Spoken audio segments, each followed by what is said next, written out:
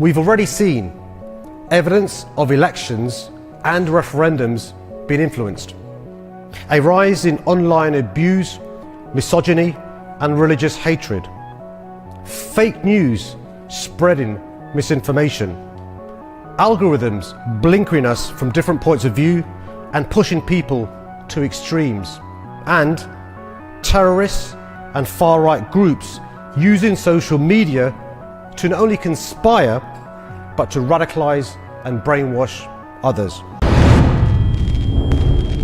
The mayor of London, Sadiq Khan, was in Austin, Texas this week to speak at South by Southwest to address tech giants and social media companies. He made a lot of comments about how social media companies and other tech giants need to police speech on the internet, how they need to address the plague of hate speech and insensitive content to make a more open and free internet. And then he went on Morning Joe, talked to Joe Scarborough, and Joe Scarborough asked him about these things, and he said, yeah, we need them to do it so that we don't have to do what happened in Germany, where Germany now has a law that tech companies can be punished if they don't police speech within 24 to 48 hours, I believe. So Sadiq Khan, in a veiled threat, hidden under the guise of creating an open conversation, open dialogue, friendly dialogue on the internet, he gives this threat to tech companies that if you don't police speech on your platform, we're going to have a law saying that you can be held responsible for hateful content. So Sadiq Khan is up for either having the government police speech, because that's what the government's responsible for, or having tech companies do it themselves. So Sadiq Khan comes to Austin, comes to the United States to lecture us on insensitive content. Meanwhile, he cannot, in his own city, stop rampant acid attacks, corrosive material being thrown in people's face. A judge says that there's a growing problem in London regarding acid attacks, reported by Breitbart News. So Sadiq Khan wants to lecture us on insensitivity on social media, but he can't stop acid attacks. He can't stop rampant knife attacks.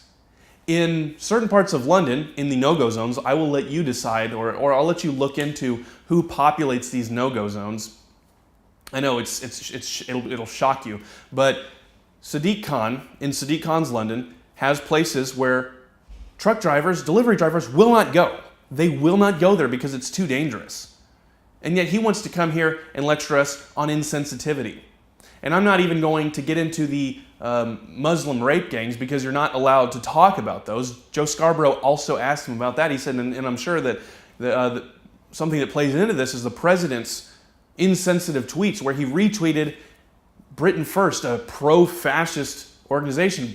Britain First is not pro-fascist. They're just pro-Britain, and the only thing they did to malign themselves against Sadiq Khan, Joe Scarborough, and the rest of the leftists was oppose Muslim rape gangs and Muslim refugee status.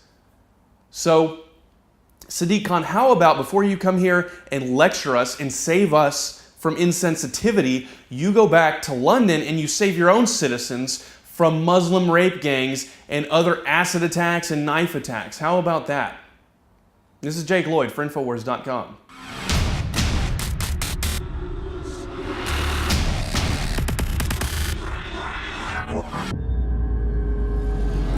Make no mistake, we've made some major gains against the globalists, but they're striking back all over the world. Now more than ever is the time to get prepared with the highest quality emergency supplies across the board. Medical supplies, emergency supplies, communications, tactical, it's all there, and we're adding more and more every day of the very best products out there. So go to fortifiedsupply.com today to not just see the great products we offer there, but links to some of the other great sponsors that we have as well. That's fortifiedsupply.com.